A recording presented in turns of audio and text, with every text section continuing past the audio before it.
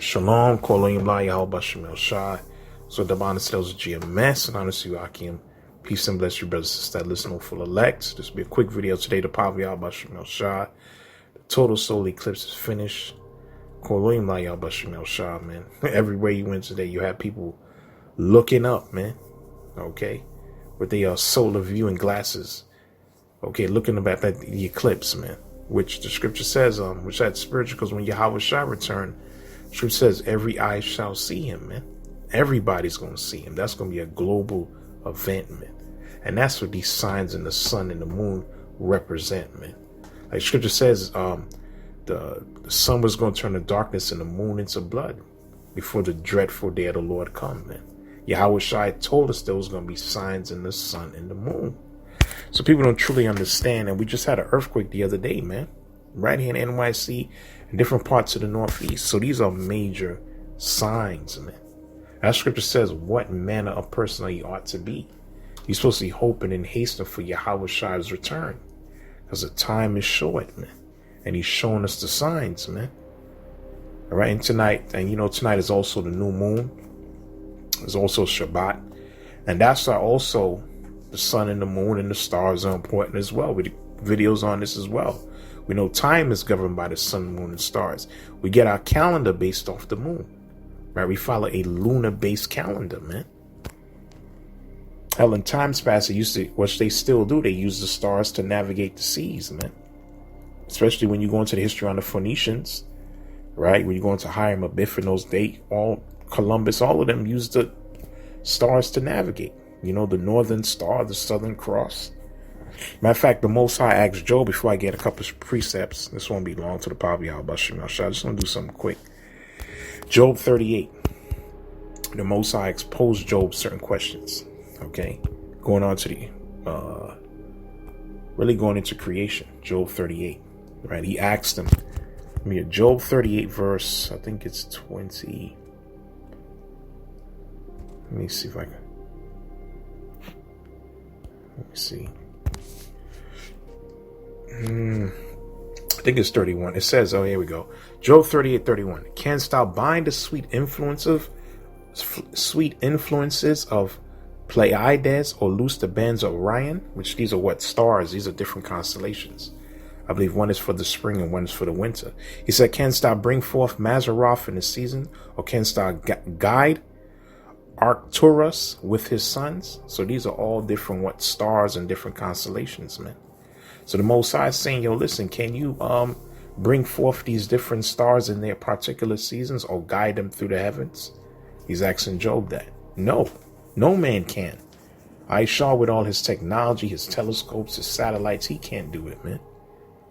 All right, but it says, knowest thou the ordinance of heaven? Canst thou set the dominion thereof in the earth? No. So the Most High is asking him, okay, can you control? Do you have dominion? Because Job wanted to know certain things and asked the Most High certain questions. And the Most High is pretty much saying, you're not on a level to ask me certain questions, man. Can you control the ordinances in the heaven?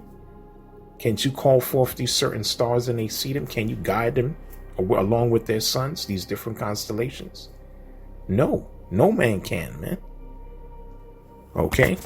So they have their own particular purpose, man. You see? Just like, when you read Jeremiah, the 6th chapter, before I get to the Nahum, the 3rd chapter, what did the prophet Jeremiah say about the sun and the moon being obedient? Let me get that. I think it's Jeremiah. This is in the Apocrypha, the Epistle of Jeremiah. This is a letter that he wrote to the Israelites in Babylon. He was telling them, listen, when you go to Babylon, you're going to see many idols of gold and silver and wood. Right? A lot of them used to worship the stars, man, the celestial bodies. A lot of these pagan empires had different gods that was, the god of the sun and the god of the moon, and all this folly, man. Right? The scripture says they worship the creature over the creator. But what did Jeremiah tell them? Let me get Epistle of Jeremiah chapter 6 verse 16. Apocrypha says, it says, for the sun, moon, and stars being bright and sent to do their offices are obedient. Right? Just like the Most High told Job in Job the 38th chapter. I control the ordinances in the heaven, man. The sun and the moon and stars are obedient to me, man. And like we're going into this lesson, they have many different functions. They support life. They give us light, the weather. They control time. That's how we get our calendar. And also, like we're going into this lesson, signs, man. Signs, man. What's about to take place on the planet Earth. And we just put up a video, a news report, going into last time we had a solar eclipse of this magnitude. You either had wars or you had major earthquakes. Right, like the last one that was similar to this one happened, they said, I think in 1811 to 1812, you had over 2,000 earthquakes, man. And you had an 8.8 earthquake. And that was also prophesied by the Gadite prophet Tecumseh. Okay. And we also know on the left-hand side, you had NASA. They shot their rockets. Bunch of idiots, man. You had CERN brought up their to full power, their machine. You had the National Guard on standby. Right. All that folly, man. Okay, the left hand is going to fail, man. Right, just did a video on that because of the whole the Francis Scott Key Bridge. We know they did that, man. The scripture tells you in Isaiah 19th chapter, and all your counselors, your charmers, all those idols that you guys worship on the left hand side, Egypt, also aka America, is going to fail, man. And just like the Most High, he destroyed ancient Nineveh. We get that precept, he destroyed Egypt, right? Because as you brothers and sisters should know, went through 8 cities called Nineveh. And where the 2 points meet was Carbondale, also known as Little Egypt. So that's spiritual, man. This place is Assyria and Egypt. And both were destroyed, man. And let me get Jeremiah 32nd chapter before I get named the 3rd chapter. I just want to do a quick video on this. Probably out by Chanel Shaw, man. Right, so the major solar eclipse took place. He said these are the signs, man. All right, let me get Jeremiah chapter 32, verse 19. It says, great in counsel and mighty in work, for thine eyes are open upon all the ways of the sons of men, to give everyone according to his ways and according to the fruit of his doings. And the scripture says, those that plow iniquity and sow wickedness shall reap the same, man. See, Yahawashi is coming back, man. Just like everybody's looking up today, that's how it's going to be when the Son of Man return, man. The blind is going to see him. Everybody's going to see him, man. Scripture says people going to come out their graves and see the Son of the Most High, man. Okay? And it says, which have set signs and wonders in the land of Egypt. He did it back then. Okay, we just did the Pesach, man. The Most High did signs and wonders in the land of Egypt. And scripture tells you the master as well as the servant got afflicted, man. All right? The last plague was the Pesach. That death angel, man. That slew the firstborn. The scripture says, unto this day, and in Israel among other men, and has made thee a name at this day, and has brought forth thy people Israel out of the land of Egypt with signs and with wonders. He did it back then. And this is going to be a greater deliverance. Like telling you, Sirach, the 36th chapter, he's going to bring forth new signs, man. Because this is our last captivity. It says, with a strong hand, with a stretched out arm, and with great terror, man. All right, so calling my Yahawashi. He did it back then. He's about to do it again today. Right, that earthquake was a warning, man. Shake you niggas up, man. Wake the hell up, man. Time is short. We get Nahum the 3rd chapter. This is Nahum the prophet. He's prophesying against who? Nineveh, that bloody, wicked city. Pagan city. Nahum chapter 3, verse 1. It says, woe to the bloody city, in which, you know, Nineveh, like we went into Syria, those is also America, man. Right? So it's the same spirit all over again. Because is this not the bloody city? Wasn't this place, the so-called land of the free, was built off slavery, man. That's why it said, verse 5, that he was going to show the nations your shame. Okay? Let me get that. That's a stain that y'all can't get rid of. That's why I want to get rid of that in the textbooks. All right, let me read that. Nahum chapter 3, verse 1. It says, woe to the bloody city. It is full of lies and robbery. It was built off lies. It was built off robbery. Okay, the chief lie was that you was Jesus Christ, right? Right? You was the Mashiach. You see? That's a lie, man. And everything in history was whitewashed, and you stole everything, including identity. So it says, the prey departeth not. The noise of the whip and the noise of the rattling of the wheels and the prancing horses and the jumping chariots, which is also going into back then, because Nineveh was a very vast city. If I can remember, I think it was 60 miles long. So you had a lot of chariots, a lot of horses. And they say on foot, I think it took 3 days to walk the city, man. All right. So it says the horseman lifted up the bright sword and the glittering spear, and there's a multitude of slain and great number of carcasses. And there's none end of their corpses. They stumble upon their corpses. You can also read that in the book of Toby. This was a bloody, wicked city, man. Right? They had the dead bodies on pikes all throughout the city, man. That's why Jonah didn't want to go to Nineveh. Right? And some of their kings was into cross-dressing. It was just a wicked city, man. Bloody city. They were also known as the forefathers of torture. Right? It says, because of the multitude of whoredoms of well-favored harlot. And this place is also known as a well-favored harlot. Everybody likes to use them, man. Which a harlot, yeah, she may look good, but she's enticing you with her snares, man. All right? She leads you into what? Traps. That's Babylon. All right? And it says the mischief of witchcraft. Back then, they had a lot of wicked, evil practices. And today, this place was founded off Freemasonry. And all her witchcraft, the hidden things of Aisha is being searched out. Right? Her child sex trafficking rings, her call boy rings, the music industry, Hollywood, this documentary coming out, and this dude and that dude, all these high profile dudes, men in power being exposed, man. Right into adrenochrome and all sorts of madness. So that's what? The mischief of witchcraft, man. That Aleister Crowley doctrine. Right? That's all Freemasonry. It says that selleth nations through a whoredom and families through her witchcraft. Right? Because everybody come here, they want to do business. You know, they all caught up into the illusion of democracy, man. And the land of opportunity, and, you know, you got political and religious freedom. But when you get here, like Scripture says, it traps the souls of men. Right? People lose themselves in this place, man. All right. Anyway, it says, behold, I'm against thee, saith Yahawashi of hosts, and I will discover thy skirts upon thy face. I just talked about all the things that they into. And all these nations are coming up against America now. All her so-called ideals that she stand for, they seen that you guys are hypocrites, man. You're not for no peace and justice. You guys been plummeted in the earth through war. All right. And this so-called small hat got you guys on strings, man. They control you. They seen it right now with this whole situation with Hamas and Gaza. You guys don't want peace, man. And come to find out that you fund all these different terror groups. Your CIA is a terror group, man. All right, so that's your skirt being lifted up. It says, and I will show the nations thy nakedness and the kingdoms thy shame. And I will cast abominable filth upon thee and make thee vile and will set thee as a gazing stock.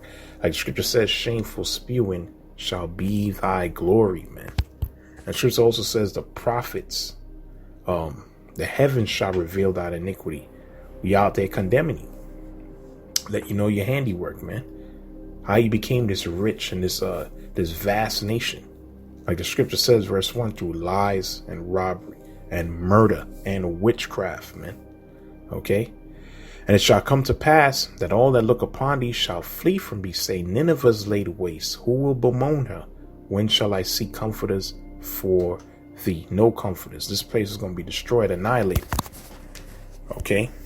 And back then it was destroyed by who?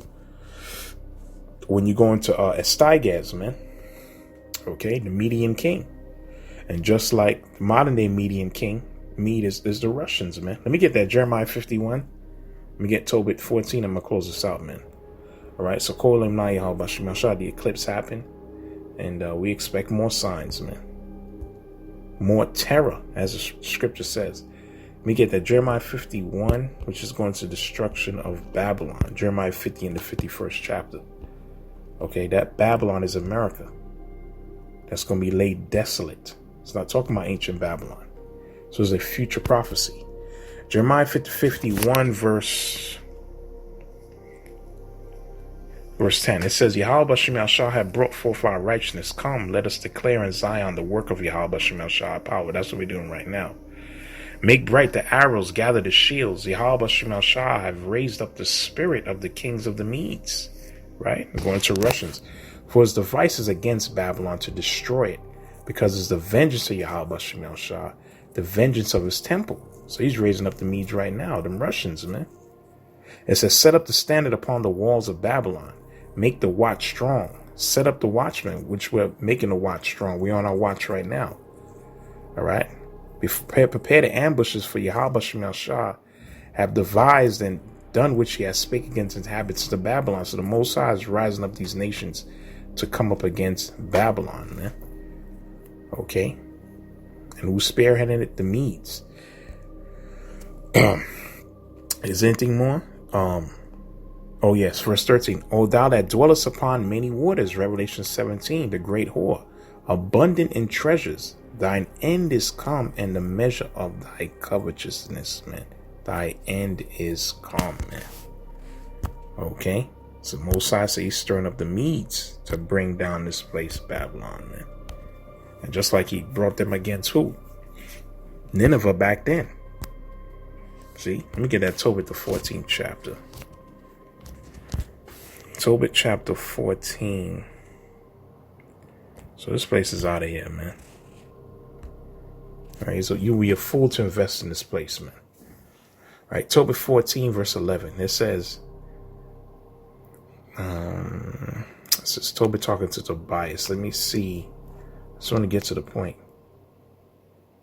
Oh yeah, Tobit 14 and 10. It says, bury me decently and thy mother with me, but tarry no longer at Nineveh. Don't stay in Nineveh. Remember my son Haman Akerakaras that brought him up. Now out of the light he brought me into darkness, and he rewarded me again. Yet Akerakaras was saved, but the other had his reward, but he went down into darkness.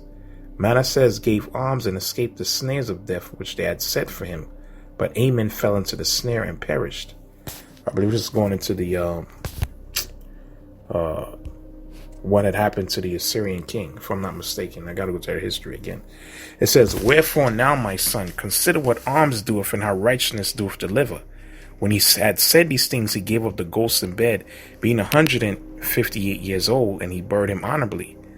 And when Anna, his mother, was dead, he buried his father with his mother. But Tobias departed with his wife and children to Echabani, to Raguel, his father-in-law, where he became old with honor, and he buried his father and mother-in-law honorably, and he inherited his substance and his father Tobit's. And he died at Echabani in Media, which I believe this is Iran, being 107 and 20 years old. But before he died, he heard of the destruction of Nineveh, which was taken by Nebuchadnezzar and Asuras, right, which is going into Astygaz, the Median king, and before his death he rejoiced over Nineveh, man. So he heard about the destruction of Nineveh, right? It didn't happen in the prophet Jonah's time. It happened about 100 years later, man. And the scripture says he rejoiced when he heard about it, right? That's the word of Yahawashi Shah coming to pass. And the Most High already pronounced judgment against Babylon, man. Right? Also known as modern day Assyria, also known as modern day Egypt. Okay? And like we said, like the scripture says, what manner of person he ought to be? He's supposed to be hoping and hastening for Yahawashi's return. We close that with 2nd Ezra, the 13th chapter.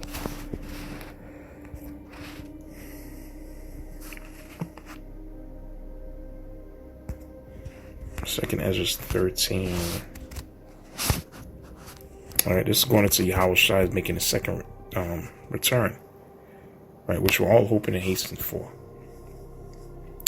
In 2nd Ezra chapter 13, verse 32, right? Let's start verse 31. Let's start from 30. It says, let's start from 29. It says, behold, the days come when the Most High will begin to deliver them which are upon the earth, which we're in that time right now, the latter end. And it shall come to pass to the astonishment of them that dwell on earth. And one shall undertake to fight against another, one city against another, one place against another, one people against another, one realm against another. Race wars, man. World wars. Spiritual war. Spiritual realm versus this realm, man. When Yahawashi make his second coming. Hell, they messing with CERN. Right? We don't know what kind of beings or spirits is going to start attacking these people, man. Okay? The scripture says one realm against another. That's what Aisha messing with right now. All right? It says, and we know a Leviathan eventually going to come out, man. All right? Anyway, it says, And the time shall be when these things shall come to pass, and the sign shall happen which I showed thee before. Then shall my son be declared, whom thou sawest as a man ascended, man. Who's that? Yahawashi, the second coming, man. All right. Simultaneous when the missiles are being shot. That's what we're looking out for, man.